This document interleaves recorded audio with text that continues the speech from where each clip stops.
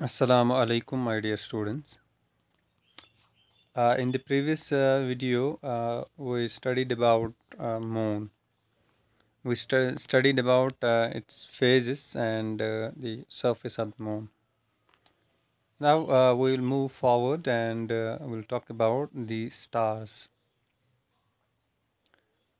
सो जब भी आप आसमान की तरफ देखते हो तो वहाँ पे खाली मून नहीं होती बल्कि कई स्टार्स हम देखते हैं और भी तरह के ऑब्जेक्ट्स देखते हैं लाइक एस्टेरॉइड्स। तो सारे स्टार्स हम बराबर नहीं देखते, यानी कि कुछ स्टार्स हम थोड़े से ब्राइट देखते हैं, कुछ हम थोड़े से डिम देखते हैं और कुछ बड़े देखते हैं, थोड़े से बड़े देखते हैं और कुछ जो है बिल्कुल पॉइंट साइज़ के होते हैं। So what are these actually में ये डिफरेंस क्या है? तो सन भी एक स्टार है, ठीक है। सन भी एक स्टार है और स्टार की अपनी जो है लाइट होती है। इसी तरीके से सन की भी अपनी लाइट है। तो ये जो सन है, this is the nearest star to earth, सबसे नज़दीक स्टार है। और सन की जो डिस्टेंस है, it is about 150 million kilometre from the earth. 150 million kilometre earth से इसकी डिस्टेंस है। और कुछ स्टार्स तभी हमें ब्राइट दिखते हैं या कुछ स्टार्स हमें पॉइंट साइज दिखते हैं। इनमें डिफरेंस होती है डिस्टेंस की, डिस्टेंस फ्रॉम द अर्थ। कुछ स्टार्स बहुत ज़्यादा दूर होते हैं अर्थ से, तो वो हमें पॉइंट साइज दिखते हैं। और कुछ स्टार्स ऐसे होते हैं जो थोड़े से नज़दीक होते हैं अर्थ के, तो वो थोड़े से हमें ब्राइट दिखते हैं और they appear to be bigger. तो इसी तरीके से जो सन के बाद जो हमारा नेक्स्ट नियरेस्ट स्टार है, इट इज़ प्रॉक्सिमा सेंचुरी। तो ये जो हैं ये अर्थ से कितना दूर है? 4 followed by 13 zero, 4 followed by 13 zero. तो जब जब भी कोई स्टार ये बहुत ज़्यादा दूर होता है अर्थ से, तो उसको हम एक और यूनिट में मेजर करते हैं, that's called a light year. उसको हम लाइट ईयर में मेजर करते हैं। यानी कि कुछ स्टार्स ऐसे इतने दूर हैं कि उनको मैथमेटिकली रिप्रेजेंट करना बहुत मुश्किल हो जाता है। तो इस तरीके से हम साइंटिस्टों ने एक और यूनिट बनाया है, that is called a light year. तो लाइट ईयर जो है, it is the distance travelled by light in 1 year. एक ईयर में कितने जो लाइट डिस्टेंस ट्रैवल करते हैं उसको एक लाइट ईयर कहते हैं, ठीक है। फॉर एग्जांपल कुछ कुछ स्टार्स ऐसे हैं जो अर्थ से बहुत ज़्यादा दूर है। तो कई सालों के बाद, यानी कि 2 3 या 4 या 5 सालों के बाद उन स्टार्स की लाइट अर्थ पे पहुंच जाती है, तभी हमें वो ब्राइट दिखते हैं।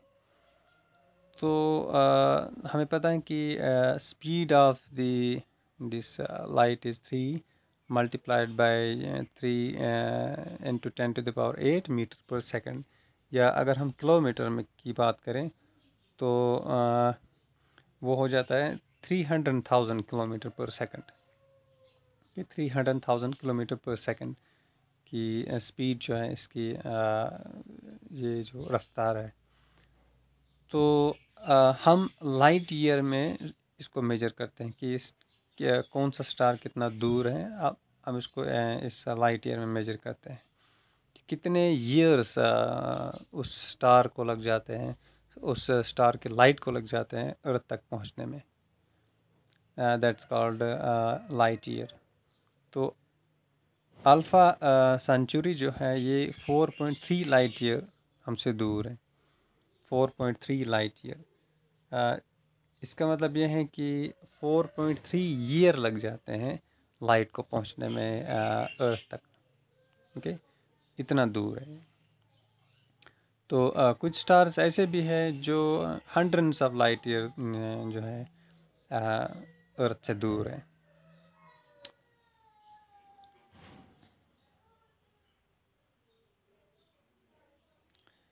तो दिन में ये स्टार्स क्यों विजिबल नहीं होते, ये एक एक क्वेश्चन है। दिन में ये स्टार्स क्यों विजिबल नहीं होते? दिन में इसलिए विजिबल नहीं होते क्योंकि सन की जो है ब्राइट लाइट होती है, जिसकी वजह से इन इन स्टार की डिम लाइट वो गायब हो जाती है, यानी कि हमें वो ऑब्जेक्ट्स दिखते ही नहीं। आपने एक्सपेरिमेंट किया होगा कि जब भी किसी कमरे में आपने छोटी छोटी लाइट्स लगाई हैं छोटी छोटी लाइट्स, तो जब आप एक ब्राइट लाइट लगाते हो जिसकी बहुत ज़्यादा ब्राइट लाइट है, तो वो छोटी छोटी लाइट्स जो है वो इनसिग्निफिकेंट हो जाती है, वो जो है एक तरीके से गायब हो जाती है। तो दिन में भी ये स्टार्स हैं, but they do not appear to be there because they are very dim as compared to the sun. तो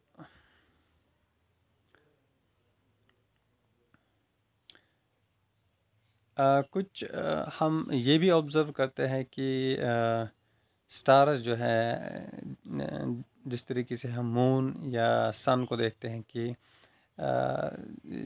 ईस्ट से सन जो है राइज होता है और वेस्ट से जो है डूब जाता है, वेस्ट से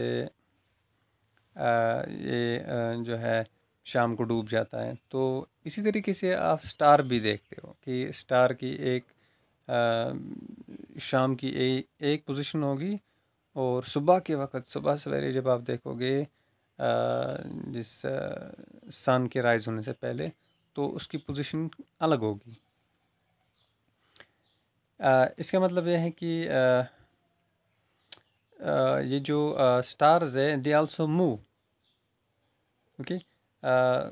तो सेट कहाँ से हो जाते हैं या राइज कहाँ से हो जाते हैं? जैसे आपने देखा होगा कि जब आप ट्रेन में होते हो, तो ट्रेन से चलते चलते आप एक डायरेक्शन में जाते हो, तो जो भी स्टैंडिंग ऑब्जेक्ट्स होते हैं यानी कि ट्रीज, बिल्डिंग्स, इंसान वगैरह, तो वो हमें पीछे की तरफ दिखते हैं कि ये शायद पीछे की तरफ चल रहे हैं, और हम आगे की तरफ चल रहे होते हैं। इसी तरीके से स्टार्स का भी कुछ ऐसा ही मामला है कि जब हमें ये जो अर्थ जो है रोटेट होती है, तो अर्थ के रोटेशन होने से तो अर्थ की रोटेशन की वजह से हमें ये दिख रहा है कि ये शायद वेस्ट से ईस्ट से वेस्ट की तरफ मूव करते हैं, क्योंकि आपने ट्रेन की मिसाल ले ली कि जब हम ट्रेन में आगे जा रहे होते हैं तो हमें वो ऑब्जेक्ट जो है वो पीछे की तरफ चलते दिखते हैं। तो इसी तरीके से जो अर्थ अर्थ होती है, earth earth rotates from west to east, ठीक है ना, वेस्ट टू ईस्ट, ईस्ट की तरफ अर्थ रोटेट करती है। तो ये जो स्टार्स है ये हमें ईस्ट से वेस्ट की तरफ मूव करते हुए दिखते हैं, यानी कि अगर हम सुबह ईस्ट की तरफ एक स्टार देखेंगे, तो शाम को हम उसको वेस्ट की तरफ देखेंगे। या अगर हम सुबह जो है ईस्ट में देखेंगे, तो शाम को उसको उसको जो है हम वेस्ट में देखेंगे। This is because earth rotates from west to east, ठीक है। तो अर्थ जब वेस्ट टू ईस्ट की तरफ रोटेट करेगी, तो ईस्ट में जो सुबह स्टार होगा वो शाम को वेस्ट की तरफ दिखेगा, और वेस्ट में जो स्टार होगा सुबह के वक्त वो शाम को ईस्ट में दिखेगा। This is because the earth rotates from west to east, ठीक है ना। अर्थ रोटेट करते हैं वेस्ट टू ईस्ट, तो हमें वो जो है बैकवर्ड की तरफ मूव करते हुए देखेंगे।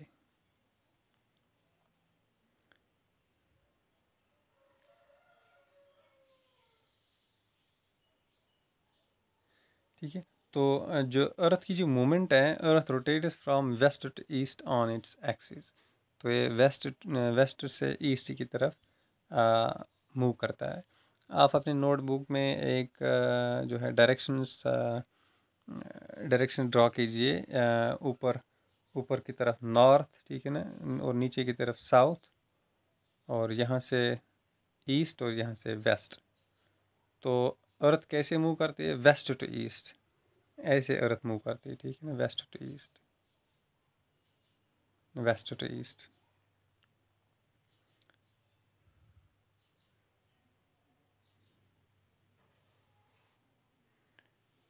एक और स्टार जो है जिसका नाम है पोल स्टार। ये pole star it doesn't appear to to move. हमें ये हमेशा एक ही पोजीशन पे दिखेगा, दिस पोल स्टार। तो ये पोल स्टार क्या है? एक्चुअली यहाँ पे कुछ एक्टिविटी दी हुई है कि आप एक अम्ब्रेला ले लो, ठीक है ना, अम्ब्रेला। तो अम्ब्रेला में आप यहाँ पे सभी जगहों पे स्टार ड्रॉ कीजिए और सेंटर में भी एक स्टार ड्रॉ कीजिए। तो इस अम्ब्रेला को आप रोटेट करिए, आप उसको इसको जो है रोटेट करिए। तो ये जो स्टार्स हैं, ये वाले स्टार्स जो एंड पे हैं, ये अपनी पोजीशन चेंज करेंगे, ठीक है ना, ये अपनी पोजीशन चेंज करेंगे। ये स्टार कभी यहाँ पे होगा, कभी यहाँ पे होगा, कभी यहाँ पे होगा, लेकिन बीच में जो स्टार है ये वाला,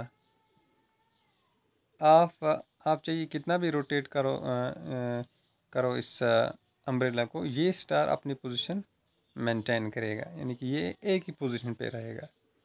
ऐसा इसलिए क्योंकि ये एक्सिस पे है, ठीक है ना, क्योंकि ये जो है एक्सिस पे, और इसी एक्सिस पे ये जो अम्ब्रेला है रोटेट कर रही है, जिसकी वजह से ये अपनी पोजीशन चेंज नहीं कर रही। तो यही मिसाल जो है पोल स्टार की है, इसलिए इसका नाम पोल स्टार पड़ गया है। पोल स्टार इसलिए क्योंकि ये बिल्कुल अर्थ के पोल पे आता है, ठीक है ना। There is actually a star, the pole star, which is situated in the direction of the Earth's axis. It does not appear to move. ये भी बिल्कुल एक्सिस पे हैं, अर्थ जो है ऐसे मूव कर रही है, ठीक है। तो ऐसे मूव करने से ये जो पोल स्टार है ये अपनी पोजीशन चेंज नहीं करेगा, क्योंकि ये, अब देखिए यहाँ पे ये एक्सिस पे है, ठीक है ना, ये वाली इसकी एक्सिस है, तो ये बिल्कुल इसके एक्सिस पे है। तो ये जो पोल स्टार है ये यहाँ पे मूव करता हुआ नहीं दिखेगा। तो ये अपनी अपनी जो है पोजीशन भी, अपनी पोजीशन भी चेंज नहीं करेगा। So this is called a pole star.